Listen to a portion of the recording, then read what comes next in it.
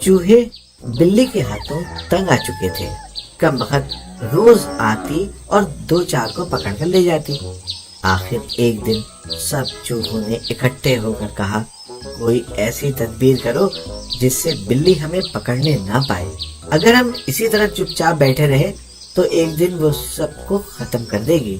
کسی نے کچھ کہا اور کسی نے کچھ, مگر کوئی ایسی ترکیب جس کے ذریعے بلی کے پنجے سے چھٹکارا ہو کوئی نہ بتا سکا.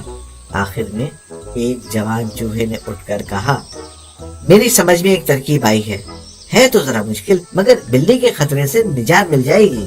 سب چوہوں نے خوش ہو کر پوچھا, کیا ہے وہ ترکیب؟ چوہا بولا, بلی کی گردن میں ایک گھنٹی باندھ دینی چاہیے.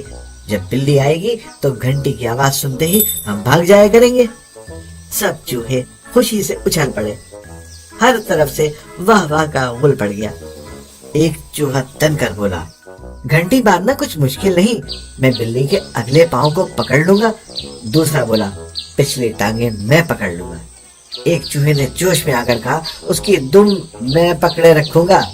ایک بوڑھے چوہے نے یہ سب باتیں خاموشی سے سنی, پھر پوچھا, مگر یہ تو بتاؤ اس کا سر کون پکڑے گا؟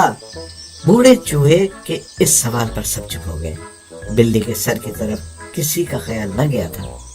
اتنے میں ایک طرف سے آواز آئی اور سب چوہوں میں بھگدڑ مچ گئی. اسی طرح بہت سے آدمی باتیں تو بڑھ چڑھ کر کرتے ہیں, مگر وقت آنے پر چوہوں سے زیادہ بزدلی دکھاتے ہیں. اصل میں ہر کام کے لیے ہمت کی ضرورت ہے.